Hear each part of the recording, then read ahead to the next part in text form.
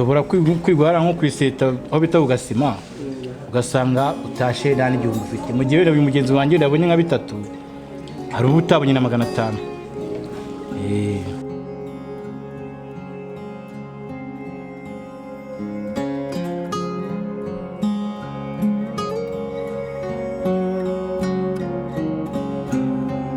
Bana kabisa ndabona iyi gahunda ari nziza nta kibazo yo gufasha abantu batishoboye nyine ariko ntabwo nari nzi ko ari iki gikorwa kino muri gukora ariko iki gikorwa muri gukora kirimo heri cyane kwako ni byiza kandi Imana ni iki ngiki ibishaka.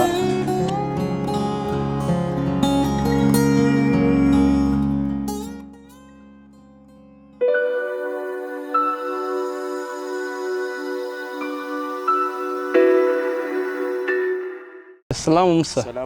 Ndabona wibereye hano mu bipino ukora za rugabire se? Wapi nge mba nibereye hano ni kwiyotera akazuba. Kota akazuba zisura umuntu w'umusore. Inzara yakwishe. Umuntu aba ari amahoro. Inzara iba yagukubise. Aba yavuye mu inzara iba yanyishe. Akavuga reka nze niyicarire hano. Hanyuma twe turi muri gahunda yo kureba umuntu byanze tukajya kureba ukuntu twamugaburira.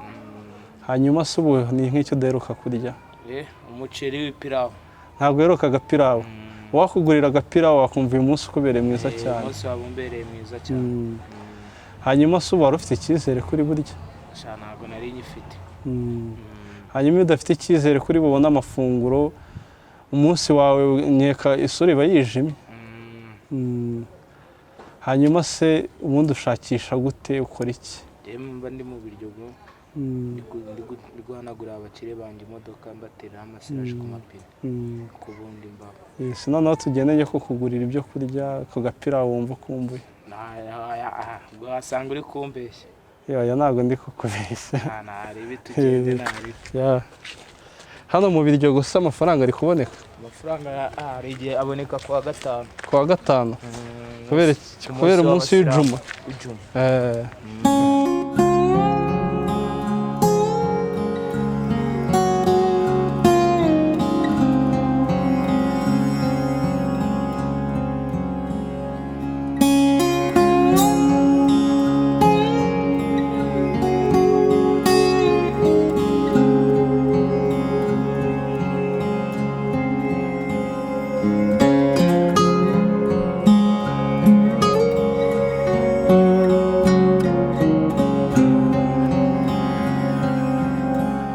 Yes, another day, another blessing. N'undi munsi n'indi migisha myinshi.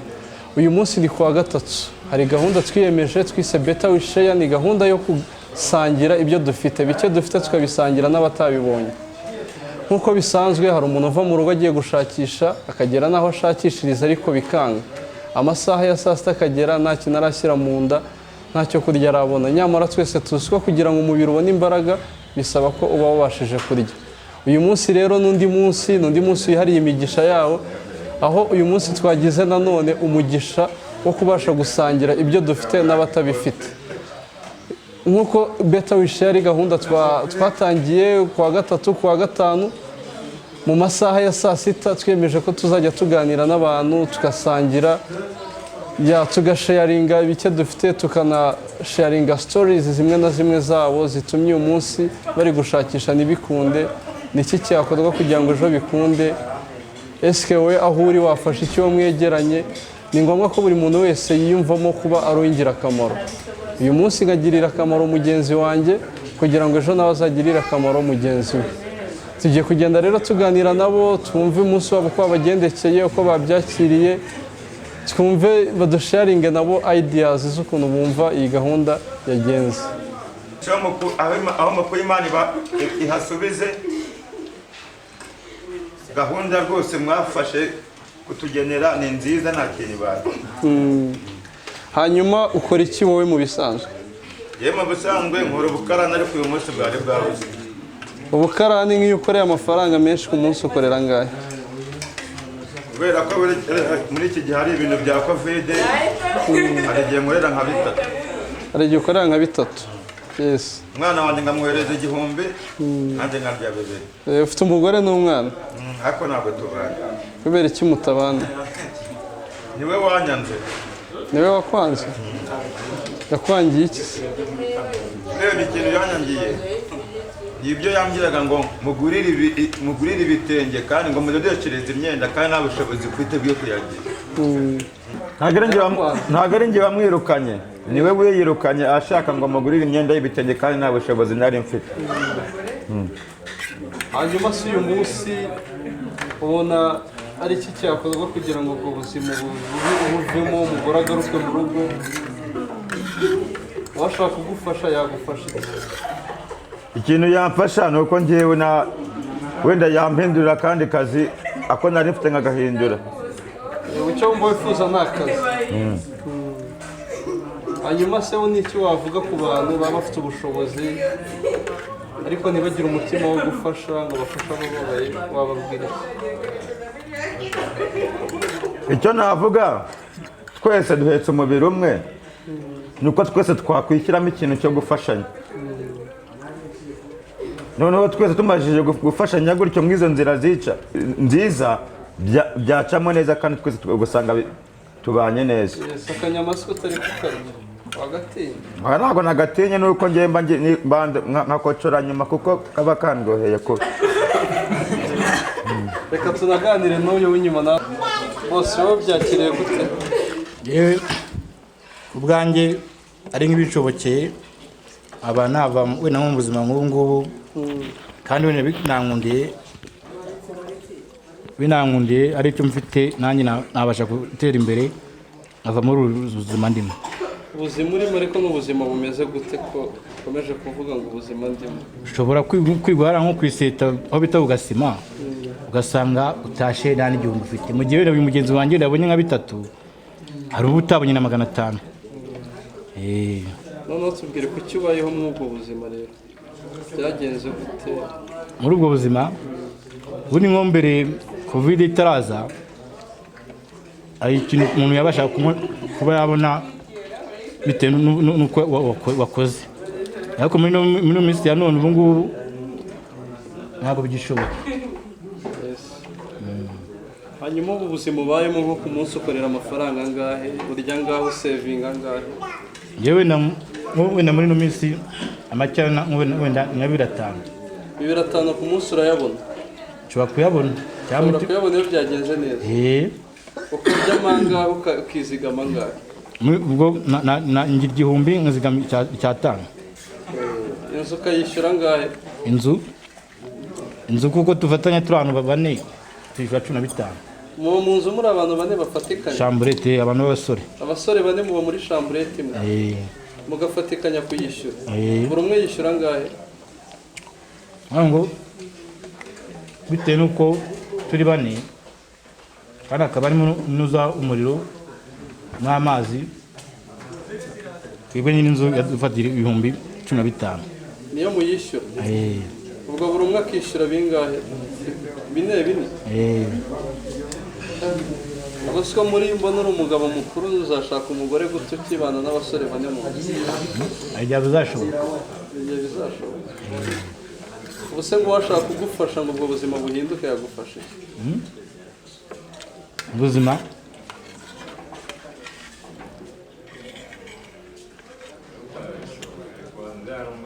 umuntu wenda ari nk'ibishoboka yabona mve muri ubwo buzima, ubonye nk'akazi wenda akazi wenda koroheje nk'ako wenda nk'izamu, izamu ryo nabikora. Hanyuma harya ngo ufite imyaka ingahe? 32. Hanyuma inyuma yawe ndabona hari umusore ukiri mutoya. Ufite imyaka ingahe? 55. 55? 55 ubwo wavutse mu 1900? muri 66. 66. Hanyuma ubuzima bwawe rero bwa buri munsi bugenda gute? Duciramo muri make ubyuka ryari, ugashakishiriza he? Behe ubuzima bwanjye nakomeje guparapara hariya ku isoko. Ku isoko mbona biba biranze, byanze haza abagira neza bibita Horizon, horizoni bampa akazi kugeza na n'ubu nibo nkikorera. ukorera muri horizoni Eh, ukora ibijyanye n'iki? ibyerekeye gupepura imihanda za ruhurura, gucukura no ku mashini nkayagenda. Yes, uyu munsi wakoreye amafaranga menshi wakoreye angahe? Kuko Uhembwa ku kwezi? mpembwa ku kwezi ariko nkibarira ibihumbi bibiri ku munsi, 500 akaba yirasiyo badufashamo kugira ngo akazi kagende neza. Hanyuma ugira abana? Abana ndabafite, Ufite abana bangahe? mfite abana 4. Bane? N'umugore? Umugore nari mufite yarigendeye. Umugore yarapfuye? Oya, arahari nuko Mwaratandukanye? hashize imyaka 20 ahari. Mutandukanye? Ubashize imyaka 20 wibana? Hafi n'5.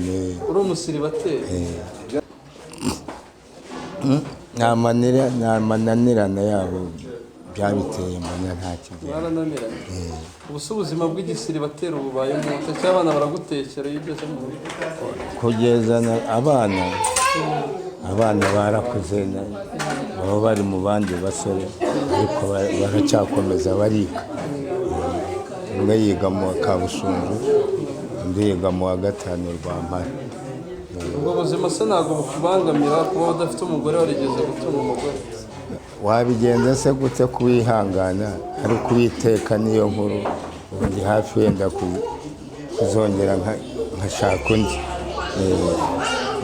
Sawa, urakoze rero. Iyi gahunda se tuyikomeze ni sawa? Ino gahunda ni sawa. ariko ntabwo nari nzi ko ari iki gikorwa kino muri gukora, ariko iki gikorwa muri gukora kirimo heri cyane kuko ni byiza, ni byiza kandi Imana ni iki ngiki ibishaka rwose, urumva. Kuri ibyo rero Hano kuzashaka umuntu nawe ufasha mwegeranye. inshallah, buriya Imana burya niyigena byose. Iyo ubonye ikintu urushije undi mugenzi wawe uramuha nta kibazo kabisa. Uramuha kabisa. Iki gikorwa ni cyiza cyane kandi Nyagasana ajya bongerera rwose. Gahunda ni beta wishaya, no gusharinga ibyo twabashije kubona tukabisharinga n'abatabibonye tugasangira. Hari abantu baba bagowe n'ubuzima, bagowe no kubona icyo kurya, nyamara hari abandi babona ibyo kurya bakarenga bakanabimena. Hari abandi babona amafaranga bakarenga bakayangiza, bakishimisha, bakayakoresha ibindi birenze. Ariko tujye twibuka ko umuntu abereyeho gufasha mugenzi we kugira ngo iyi si tuzayisigare nziza kurenza uko twayisanze. Hano rero ndi kumwe n'undi mumama ufite ikibazo cy'ubumuga bwo kutabona. Kimaranye igihe kingana iki? Maranye nk'imyaka 13. Imyaka 13. Umaze kurya bakugaburiye? Byari bimeze gute? Byari biryoshye. Hanyuma uyu munsi wavuye mu rugo, fata agakoni kawe, fata n'uyu mwana ugutwara, mwari mwerekeje? Twerekeje na Nyamirambo. Mwari muje Nyamirambo? Muje gushakisha? Tuje gushakisha kugira mubone amafunguro. Hanyuma rero twe hari gahunda dufite yitwa beta wishaya yo gusangira n'abantu batabonye ibyo kurya saa sita kuwa 3 no kuwa 5. Ubwo ntuzageza kuwa 3 uhitira hano. Babwira uti narinje muri ya gahunda no kuwa 5. Hanyuma tubwire rero ubuzima bwawe uyu munsi iyo ubyutse mu rugo bufite icyizere kuri bugira icyo ubona? Nembyuka mu rugo nta cyizere mba afite kuko nta kintu mba njyanye cyangwa mvuge ngo njyanye umutwaro ku isoko cyangwa se ngo ngiye guhaha kuko nta mafaranga mba. Baraba ari ugushakisha imibereho.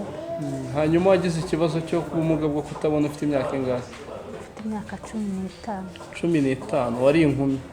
Ni iki kintu wibuka wabonye bwa nyuma mbere yuko ugira ikibazo cyo kutabona?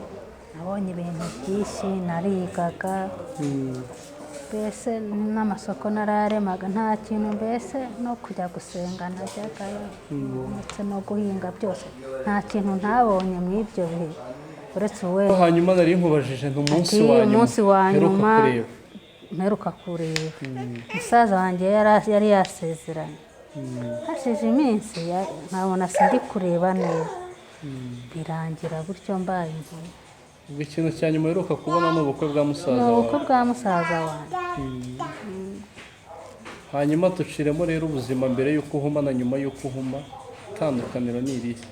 mbere y'uko mu mana nari mfite ubuzima bwanjye bwuzuye njya aho ushaka ndeba aho ibintu bigeze, ubwo rero noneho nyuma y'uko ndeba naheze mu gihirahiro, nambayeho mu buzima ubuzima burahinduka, nyine mpura n'ibibazo bikomeye.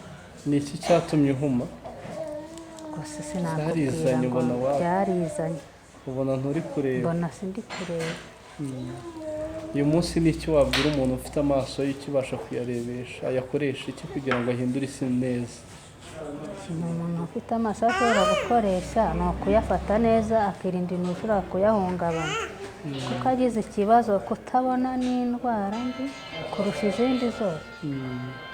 ni nk'iki kibi kikubangamira muri ubu buzima bwo kutabona, ikintu kikugora cyane? ibintu bingora ni byinshi, urabona kugenda ni ukugomba kwifashisha umuntu, ntaho nashobora kujya nta muntu turi kumwe kubera kutabona, kandi no kwishyikiriza ibintu ni ukugomba gutuma nuko nyine.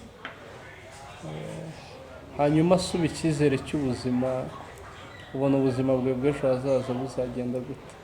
ubuzima bw'ejo buzaza ntawamenya uko bizagenda, yego twariyakiriye ariko mbese ni ukubyakira uko biri, gusa ni ukwizera Imana. ukwizera Imana. hanyuma se ugira umugabo? wahumye ufite umugabo? oya, nta mugabo nari mfite. nyuma se waje kumubona? nyuma naje kubyara umwana, ariko nyine namubyaye ndi inkumi. uwo mwamubyaranye ntabwo mwabanye? ntabwo twabanye. kuki mutabanye? se wenda hari igihe yavuze ati sinabana n'impumyi itareba, se urumva kandi yaremeye kumutera inda? nawe yizanira ureba, none si ibyo abantu ntibabikora cyangwa ntibagutera inda bakigendera. hanyuma ufite umwana, uwo mwana yageze imyaka ingahe? afite imyaka 4. afite imyaka 4. hanyuma mbwira washaka kugufasha n'iki yagufasha rero kugira ngo ubuzima bworohe? kugira ngo ubuzima bworohe mbonye nk'amafaranga noneho azamfasha nanjye, wenda nagira icyo nyakoza kugira ngo anteze imbere. ni nk'iki wakora? siko hari abantu bavuga ati umuntu utabona nta kintu yabasha gukora, we wumva ufite ubushobozi bwo gukora iki? utabona ubuse wenda sinarangura utuntu nk'umwana akajya ncururiza. ushobora kurangura utuntu nk'umwana akaducuruza, cyangwa ukorora n'iryo tungo akajya itungo wenda hakagira uriragira cyangwa nkariragiza, cyangwa akariragiza. hanyuma rero dusoza, ni ubuhe butumwa waha abantu bandi bafite ibibazo nk'ibi byo kutabona? naho ubutumwa bwo kutabona cyangwa se bamugaye n'izindi ngingo ni ukwihangana, ko ubuzima tubayemo ntabwo bworoshye, ni ukwihangana mu buzima turi. hanyuma iyi gahunda wayibonye ute se yo kugaburira abantu batabashe kubona amafunguro? kuko twabagaburiye muri benshi, nuko utabona wenda nkubwire uko byari bimeze. hari abantu barenga 20 bose babuze ibyo kurya, banabona banafite amaboko ariko bashakishije bikanga.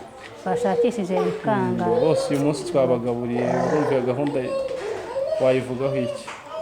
rwose mwakoze kuba mwemeye gufungurira abantu wenda bari bishwe n'inzara, Imana ibahumugisha kuba mwaduhaye amafunguro. ubwo rero reka tukureke dusubire mu rugo. se ubu tuyahagana aho bakoze urugendo rungana iki? mu hantu bita ku giti cy'inyoni. ku giti cy'inyoni uvayo ukagera hano Nyamirambo? n'amaguru. ubu se ubuze ahantu uri kujya cyangwa kuba ufite uyu mwana? mba ndi kumwe n'uw'Imana anyobora. ndumva twasoza tukabareka mugasubirayo. uyu mwana we aracyari muto, nta kintu twamubaza, ni ukumubwira gusa akagumya akajya agufasha. uyu mwana ufite imyaka ingahe? 10 ubu ukiri mineri. ntabwo wemerewe kuvuga, uzatangira kuvuga ufite 18, sibyo? afite ibyangombwa. afite ibyangombwa. ubu rero muyobore wongere umusubize mu rugo. buriya kuwa 3 nubona byanze cyangwa kuwa 5 uzace hano ubaze uti ya gahunda yabaye.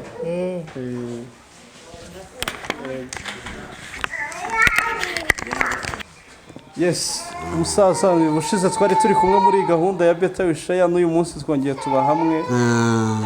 uyu munsi wo wari wagenze ute? uyu munsi wari wagenze neza, ariko icyo mbashimira no ko imvura igwa risubira.